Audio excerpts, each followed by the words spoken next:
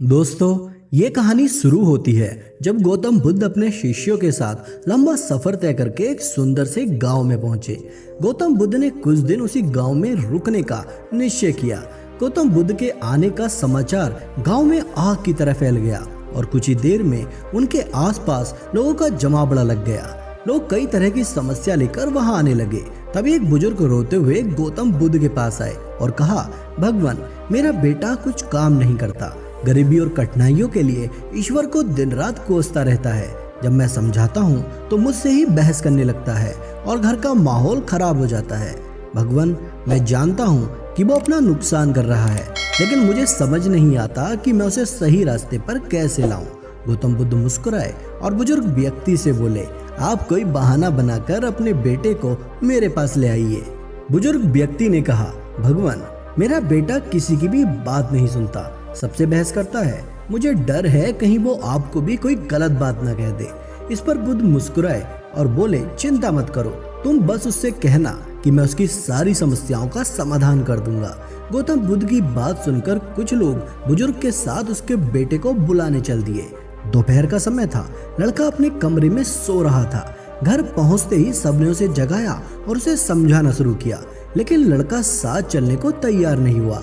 वह बस इतनी सी बात दोहराता रहता कि सारे साधु पाखंडी और नकली होते हैं, मैं इनकी बातों में आने वाला नहीं। लेकिन जब गांव वालों ने उसे बताया कि बुद्ध उसकी हर परेशानी का समाधान कर देंगे, तब जाकर वह गौतम बुद्ध से मिलने को राजी हुआ। बुजुर्ग जब अपने बेटे को लेकर गौतम बुद्ध के पास पहुंचे तो लड़का बुद्ध को घूरते हुए बोला, किस बात के लिए आपने मुझे यहाँ बुलाया है? अगर आप ये चाहते हो कि मैं ईश्वर को कोसना बंद कर दूं, तो मैं ऐसा कभी नहीं करूंगा, क्योंकि ईश्वर ने मुझे इस बेकार शरीर के अलावा दिया ही क्या है? धन, जो शरीर के लिए जरूरी है, वो तो मुझे मिला ही नहीं। अगर आप मेरी धन की समस्या खत्म कर सकें तो ठीक है, नहीं तो अपना बोरिया बिस्तर समेटिए और आगे बढ़िए। उस युवा लड़के की बातें सुनकर गौतम बुद्ध मुस्कुराने लगे और बोले, मेरे दोस्त, मैं तुमसे ईश्वर की कोई बात नहीं करूंगा, लेकिन याद रखो कि व्यक्ति के सुख और दुख का कारण उसके कर्म ही होते हैं। इसलिए किसी और को कोसने की बजाय अगर तुम मेहनत करोगे तो तुम्हारा जीवन आसान हो जाएगा। गौतम बुद्ध की बात सुनकर वो लड़का आग बबूला हो गया और कहने लगा, मुझे आपके भाषण से तो नींद आ रही है, इससे तो अच्छा मैं घर में ही सो रहा था। मैं यहाँ सिर्फ धन की मदद के लिए आया हूँ। अगर आप मेरी समस्या हल कर सकते हैं तो कहें, नहीं तो गांव से चले जाएं। बुद्ध थोड़ी देर शांत रहे। वे समझ गए थे ये अड़ियल किस्म का व्यक्ति है। तब गौतम बुद्ध उस नौजवान से बोले, मैं एक राजा को जानता हूँ और तुम्हें उससे धन दिलवा सकता हूँ, जिससे न तुम केवल व्यापार कर सकोगे बल्कि इतना धन मिलेगा कि तुम नगर के सेठ बन जाओगे, पर बदले में तुम्हें भी उसे कुछ देना होगा। वो लड़का बोला, मैं राजा को क्या दे सकता हूँ? मेरे पास तो कुछ भी नहीं है। गौतम बुद्ध ने कहा, राजा का एक पुत्र है जो जन्म से ही नेत्रहीन है। राज वैद्य ने कहा है कि अगर राजकुमार को किसी जीवित व्यक्ति की आंखें मिल जाएं, तब वह ठीक हो सकता है। अगर तुम अपनी दोनों आंखें राजकुमार को दे दो तो राजा तुम्हें सोने से तोल देंगे, फिर तुम अपना जीवन आराम से बिता सकते हो। ये सुनते ही डर के कारण लड़के ने आंखों पर हाथ रख लिए और जोर से कहा, ये आप क्या कह रहे हैं? जीते जी कोई अपनी आंखें कैसे दे सकता है? कोई कितना भी धन क्यों ना दे, लेकिन मैं तब भी अपनी आंखें नहीं दे सकता। गौतम बुद्ध बोले, कोई बात नहीं, दोनों नहीं तो सिर्फ एक ही आंख दे दो, फिर भी मैं तुम्हें तुम्हारे वजन के बराबर सोने के सिक्के दिलवा दूंगा। वो लड़का फिर झल्ला कर बोला, आप ये कैसी बातें कर रहे हैं? मुझे सोने के चाहे जितने भी सिक्के मिल जाएं, मैं अपनी एक भी आंख नहीं दे सकता। मेरी आंखें अनमोल हैं। गौतम बुद्ध ने कहा, अगर तुम्हें और ज्यादा धन चाहिए तो बोलो, राजा मना नहीं करेगा। वो लड़का बोला, मेरी आंखें अमूल्य हैं, कृपया आप ये सब कहना बंद कर दें। मुझे किसी भी कीमत पर अपनी आंखें नहीं बेचनी। लड़के की बातें सुनकर गौतम बुद्ध ने कहा, मेरे प्यारे दोस्त, अभी कुछ समय पहले ही तुम अपने शरीर को बेकार कह रहे थे, कोस रहे थे, और अब तुम कह रहे हो कि तुम्हारी आंखें अनमोल हैं।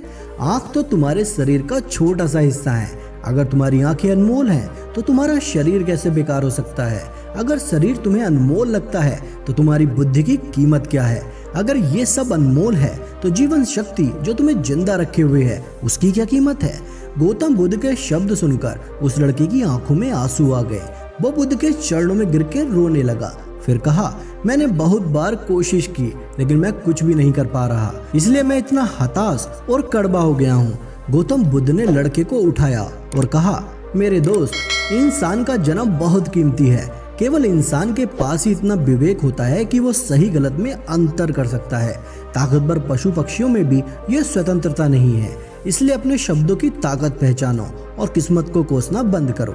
जब सिर पर परेशानी आती है तो हम सब निगेटिव हो जाते हैं और भूल जाते हैं कि हमारे पास कितनी सारी बेशकीमती योग्यताएं हैं। गौतम बुद्ध कहते हैं कि बनाने और मिटाने दोनों की शक्ति हमारे शब्दों में है। जब शब्द सच्चाई और दया से भरे होते हैं तो वे दुनिया बदल देते हैं। इसलिए बुद्ध आगे कहते हैं कि अपनी जबान को अच्छे शब्द सिखाओ, अपने मन को अच्छे विचार सिखाओ, आँख, कान, नाक, जबान सबको अच्छे से ट्रेन करो। हमारी इंद्रियां बहुत अच्छी दोस्त बन सकती हैं। ये ट्रेनिंग हमें दुखों से पार ले जाएगी। दोस्तों, अगर आप ये लगातार करते रहेंगे तो देखना आपका लो मोटिवेशन कितने जल्दी हाई मोटिवेशन में बदल जाएगा और आपको जिंदगी जीने में भी मजा आने लगेगा। मित्रों, उम्मीद करता हूँ आपको आज की ये वीडियो पसंद आई होगी। वीडियो अच्छी लगी हो तो प्लीज़ हमें सपोर्ट करें, साथ ही वीडियो को ज़्यादा से ज़्यादा शेयर करें और हमारे चैनल को भी सब्सक्राइब कर लें।